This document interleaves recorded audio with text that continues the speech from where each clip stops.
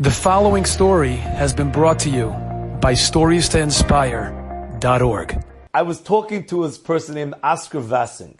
Asker Vassing lives in Petach Tikva. He was a Talmud of Rav Yitzchak Shiner when he became the Rosh Yeshiva in Montreux in Switzerland. What happened was his Shver, Rav Baruch Ber's son-in-law, he wasn't well and he went to Switzerland to recuperate. And in the end they sent message to the family in Yerushalayim that he needs to have his children with him to take care of him. So Rav Yitzchak Shiner came with his wife and children, and they lived in Montreux for 4 years. And there he became the Rosh Yeshiva of this yeshiva in Switzerland. Now, one of the Talmidim, Asker Vassing, told me the story. He said that he was a Holocaust survivor, and in the yeshiva, they didn't have Bein Hazmanim, like per se. It was more that in the summer, in the morning, Rav Yitzchak Shiner would come in and say, today you have half a day off, you have a whole day off.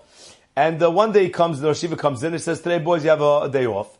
So Asker, what do most boys do? They go swimming in the lakes, the beautiful lakes in Switzerland, really in the Flas Habayre. Everyone knows who went to Switzerland. But Asker's not so much into the swimming. Asker likes mountain climbing. So I said to him, what, you have like you're a professional, you're an amateur, or what? He says, professional enough. I have the equipment, I have the shoes, I have the pick, I'm good at it. So he's about to leave the yeshiva to go mountain climbing. And a bacher comes over to a friend and says, can I go with you? Now, it happens to be, if going mountain climbing is a very dangerous sport, but if you don't know how to go mountain climbing, it's suicidal. And for whatever reason, Asker Vassing made a mistake and he said to this kid, you can come with me. And they leave the yeshiva, no one knows where they went, and they start doing this climb. And it went very slow, especially this boy did not know how to climb. Asker had to help him, and they slipped and they fell. And eventually, it's already late, it's already dark, and they reach a place where they can't continue the climb. They're stuck. The mountain face, they can't go further. He said if it was just me, maybe somehow I would have managed to jump 5 feet, climb up, but this kid couldn't do it. So we had to retrace our steps. It's already 10:30 at night, dark. We have to go down the mountain all the way to the bottom, slipping and sliding. The branches are cutting our faces.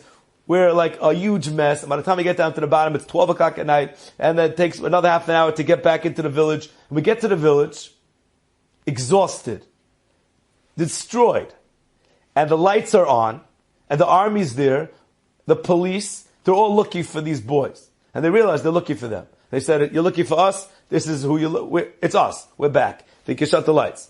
And the army leaves, and a boy says to Asker, he says, Asker, I'm not mekana you. I'm not mekana you. The Rosh Yeshiva wants to see you. And Asker told me, by that time of night, he was so tired. It didn't even talk to him at all. The fact that Rosh Yeshiva wanted to see him didn't mean anything. He was so exhausted. But the other boy said, I don't want to come. I'm scared. You go by yourself. And Asker says, all right, I'm going in. He gets to the yeshiva.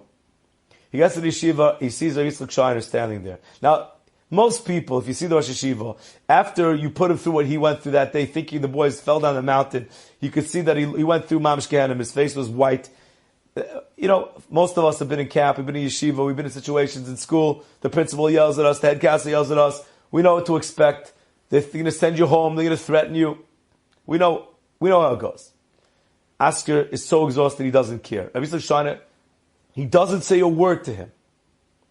He takes him to the office. He takes out a first aid kit. He bandages his wounds. He cleans off the blood. He puts on the Band-Aid. And then he says to him, I'm taking you to my house. And he gets into a taxi. He takes it to his house.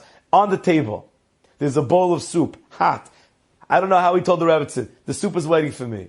But listen to this, and this is why I say this is a story from 500 years ago. Because Rabbi Yitzchak Shiner knows that this kid is so exhausted, he can't even eat it himself. He feeds him the soup, spoonful after spoonful, until the bowl is empty. To me, it's mamish a story from out of nowhere. 500 years, 1,000 years ago. This is chinuch in its purest sense. When he finishes, he takes him back to yeshiva in a taxi.